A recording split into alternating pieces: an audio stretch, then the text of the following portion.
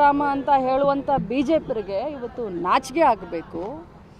ಹೇಳಿದ್ದು ಅವರು, ಅನಿಸ್ಕೊಂಡವಳು ನಾನು.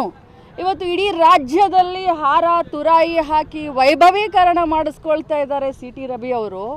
ಅವರಿಗೆ ಆತ್ಮಸಾಕ್ಷಿ ಅಂತ ಏನಾದರೂ ಇದ್ದರೆ, ಅವರು ತಾಯಿಯ ಮಗ ಆಗಿದ್ದರೆ, ಅವರ ಹೆಂಡತಿ ಇದ್ದರೆ ಅವ್ರಿಗಾದರೂ ಅಟ್ಲೀಸ್ಟ್ ಹೇಳಬೇಕು.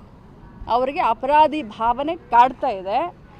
ಆದರೆ ಒಂದು ಮಾತನ್ನು ತಮ್ಮ ಮುಖಾಂತರ ಹೇಳಲಿಕ್ಕೆ ಬಯಸ್ತೇನೆ. ನಿಜ, ನನಗೆ 2 ದಿನ ಬಹಳಷ್ಟು ಆಘಾತವಾಗಿತ್ತು. ಆದರೆ ಅನ್ಯಾಯದ ವಿರುದ್ಧ ಹೋರಾಟ ನಾನು ನಿಲ್ಲಿಸೋದಿಲ್ಲ.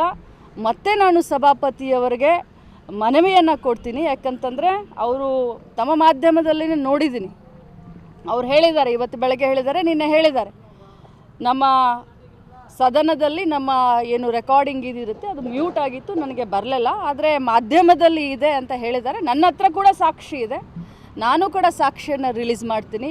ಯಾವುದೇ ಕಾರಣಕ್ಕೂ ಸಿ.ಟಿ. ರವಿ ಅವರನ್ನು ಕ್ಷಮಿಸುವಂಥ ಪ್ರಮೇಯನೇ ಇಲ್ಲ. ನಾನು ಹೋರಾಟ ಮಾಡ್ತೀನಿ.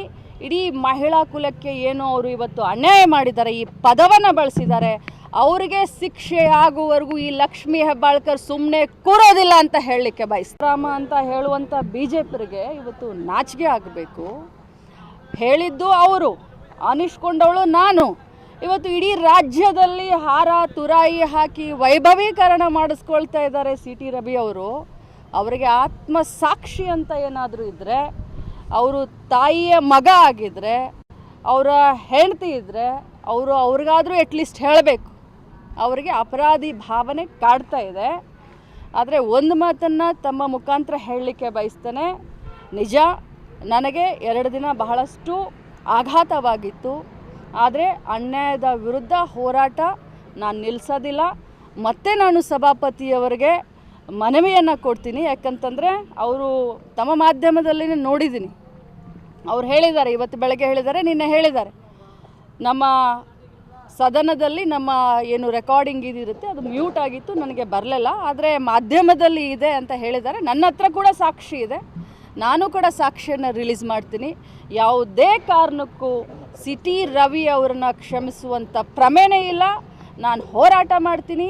ಇಡೀ ಮಹಿಳಾ ಕುಲಕ್ಕೆ ಏನು ಅವರು ಇವತ್ತು ಅನ್ಯಾಯ ಮಾಡಿದ್ದಾರೆ, ಈ ಪದವನ್ನು ಬಳಸಿದ್ದಾರೆ, ಅವರಿಗೆ ಶಿಕ್ಷೆ ಆಗುವವರೆಗೂ ಈ ಲಕ್ಷ್ಮೀ ಹೆಬ್ಬಾಳ್ಕರ್ ಸುಮ್ಮನೆ ಕೂರೋದಿಲ್ಲ ಅಂತ ಹೇಳಲಿಕ್ಕೆ ಬಯಸ್ತಾರೆ. ರಾಮ ಅಂತ ಹೇಳುವಂಥ ಬಿಜೆಪಿಗೆ ಇವತ್ತು ನಾಚಿಕೆ ಆಗಬೇಕು. ಹೇಳಿದ್ದು ಅವರು, ಅನಿಸ್ಕೊಂಡವಳು ನಾನು. ಇವತ್ತು ಇಡೀ ರಾಜ್ಯದಲ್ಲಿ ಹಾರ ತುರಾಯಿ ಹಾಕಿ ವೈಭವೀಕರಣ ಮಾಡಿಸ್ಕೊಳ್ತಾ ಇದ್ದಾರೆ ಸಿ.ಟಿ. ರವಿ ಅವರು. ಅವರಿಗೆ ಆತ್ಮಸಾಕ್ಷಿ ಅಂತ ಏನಾದರೂ ಇದ್ದರೆ, ಅವರು ತಾಯಿಯ ಮಗ ಆಗಿದ್ದರೆ, ಅವರ ಹೆಂಡತಿ ಇದ್ದರೆ ಅವ್ರಿಗಾದರೂ ಅಟ್ಲೀಸ್ಟ್ ಹೇಳಬೇಕು. ಅವರಿಗೆ ಅಪರಾಧಿ ಭಾವನೆ ಕಾಡ್ತಾ ಇದೆ. ಆದರೆ ಒಂದು ಮಾತನ್ನು ತಮ್ಮ ಮುಖಾಂತರ ಹೇಳಲಿಕ್ಕೆ ಬಯಸ್ತೇನೆ. ನಿಜ, ನನಗೆ 2 ದಿನ ಬಹಳಷ್ಟು ಆಘಾತವಾಗಿತ್ತು. ಆದರೆ ಅನ್ಯಾಯದ ವಿರುದ್ಧ ಹೋರಾಟ ನಾನು ನಿಲ್ಲಿಸೋದಿಲ್ಲ. ಮತ್ತೆ ನಾನು ಸಭಾಪತಿಯವರಿಗೆ ಮನವಿಯನ್ನು ಕೊಡ್ತೀನಿ. ಯಾಕಂತಂದರೆ ಅವರು ತಮ್ಮ ಮಾಧ್ಯಮದಲ್ಲಿ ನೋಡಿದ್ದೀನಿ, ಅವ್ರು ಹೇಳಿದ್ದಾರೆ, ಇವತ್ತು ಬೆಳಗ್ಗೆ ಹೇಳಿದ್ದಾರೆ, ನಿನ್ನೆ ಹೇಳಿದ್ದಾರೆ, ನಮ್ಮ ಸದನದಲ್ಲಿ ನಮ್ಮ ಏನು ರೆಕಾರ್ಡಿಂಗ್ ಇದಿರುತ್ತೆ ಅದು ಮ್ಯೂಟ್ ಆಗಿತ್ತು, ನನಗೆ ಬರಲಿಲ್ಲ, ಆದರೆ ಮಾಧ್ಯಮದಲ್ಲಿ ಇದೆ ಅಂತ ಹೇಳಿದ್ದಾರೆ. ನನ್ನ ಹತ್ರ ಕೂಡ ಸಾಕ್ಷಿ ಇದೆ, ನಾನು ಕೂಡ ಸಾಕ್ಷಿಯನ್ನು ರಿಲೀಸ್ ಮಾಡ್ತೀನಿ. ಯಾವುದೇ ಕಾರಣಕ್ಕೂ ಸಿ.ಟಿ. ರವಿ ಅವರನ್ನು ಕ್ಷಮಿಸುವಂಥ ಪ್ರಮೇಯನೇ ಇಲ್ಲ.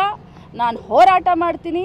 ಇಡೀ ಮಹಿಳಾ ಕುಲಕ್ಕೆ ಏನು ಅವರು ಇವತ್ತು ಅನ್ಯಾಯ ಮಾಡಿದ್ದಾರೆ, ಈ ಪದವನ್ನು ಬಳಸಿದ್ದಾರೆ, ಅವರಿಗೆ ಶಿಕ್ಷೆ ಆಗುವವರೆಗೂ ಈ ಲಕ್ಷ್ಮೀ ಹೆಬ್ಬಾಳ್ಕರ್ ಸುಮ್ಮನೆ ಕೂರೋದಿಲ್ಲ ಅಂತ ಹೇಳಲಿಕ್ಕೆ ಬಯಸ್ತಾರೆ. ರಾಮ ಅಂತ ಹೇಳುವಂಥ ಬಿಜೆಪಿಗೆ ಇವತ್ತು ನಾಚಿಕೆ ಆಗಬೇಕು. ಹೇಳಿದ್ದು ಅವರು, ಅನಿಸ್ಕೊಂಡವಳು ನಾನು. ಇವತ್ತು ಇಡೀ ರಾಜ್ಯದಲ್ಲಿ ಹಾರ ತುರಾಯಿ ಹಾಕಿ ವೈಭವೀಕರಣ ಮಾಡಿಸ್ಕೊಳ್ತಾ ಇದ್ದಾರೆ ಸಿ.ಟಿ. ರವಿ ಅವರು. ಅವರಿಗೆ ಆತ್ಮಸಾಕ್ಷಿ ಅಂತ ಏನಾದರೂ ಇದ್ದರೆ, ಅವರು ತಾಯಿಯ ಮಗ ಆಗಿದ್ದರೆ, ಅವರ ಹೆಂಡತಿ ಇದ್ದರೆ ಅವ್ರಿಗಾದರೂ ಅಟ್ಲೀಸ್ಟ್ ಹೇಳಬೇಕು.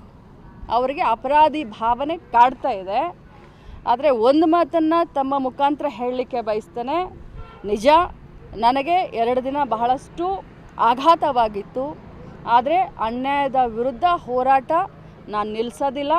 ಮತ್ತೆ ನಾನು ಸಭಾಪತಿಯವರಿಗೆ ಮನವಿಯನ್ನು ಕೊಡ್ತೀನಿ. ಯಾಕಂತಂದರೆ ಅವರು ತಮ್ಮ ಮಾಧ್ಯಮದಲ್ಲಿ ನೋಡಿದ್ದೀನಿ, ಅವ್ರು ಹೇಳಿದ್ದಾರೆ, ಇವತ್ತು ಬೆಳಗ್ಗೆ ಹೇಳಿದ್ದಾರೆ, ನಿನ್ನೆ ಹೇಳಿದ್ದಾರೆ, ನಮ್ಮ ಸದನದಲ್ಲಿ ನಮ್ಮ ಏನು ರೆಕಾರ್ಡಿಂಗ್ ಇದಿರುತ್ತೆ ಅದು ಮ್ಯೂಟ್ ಆಗಿತ್ತು, ನನಗೆ ಬರಲಿಲ್ಲ. ಆದರೆ ಮಾಧ್ಯಮದಲ್ಲಿ ಇದೆ ಅಂತ ಹೇಳಿದ್ದಾರೆ. ನನ್ನ ಹತ್ರ ಕೂಡ ಸಾಕ್ಷಿ ಇದೆ, ನಾನು ಕೂಡ ಸಾಕ್ಷಿಯನ್ನು ರಿಲೀಸ್ ಮಾಡ್ತೀನಿ.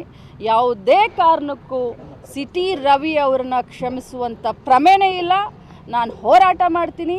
ಇಡೀ ಮಹಿಳಾ ಕುಲಕ್ಕೆ ಏನು ಅವರು ಇವತ್ತು ಅನ್ಯಾಯ ಮಾಡಿದ್ದಾರೆ, ಈ ಪದವನ್ನು ಬಳಸಿದ್ದಾರೆ, ಅವರಿಗೆ ಶಿಕ್ಷೆ ಆಗುವವರೆಗೂ ಈ ಲಕ್ಷ್ಮೀ ಹೆಬ್ಬಾಳ್ಕರ್ ಸುಮ್ಮನೆ ಕೂರೋದಿಲ್ಲ ಅಂತ ಹೇಳಲಿಕ್ಕೆ ಬಯಸ್ತೀನಿ. ಹೆಚ್ಚಿನ ವಿಡಿಯೋಗಳಿಗೆ ಪ್ರತಿಧ್ವನಿ ಯೂಟ್ಯೂಬ್ ಚಾನೆಲ್ ಸಬ್ಸ್ಕ್ರೈಬ್ ಮಾಡಿ, ಬೆಲ್ ಐಕಾನ್ ಕ್ಲಿಕ್ ಮಾಡಿ.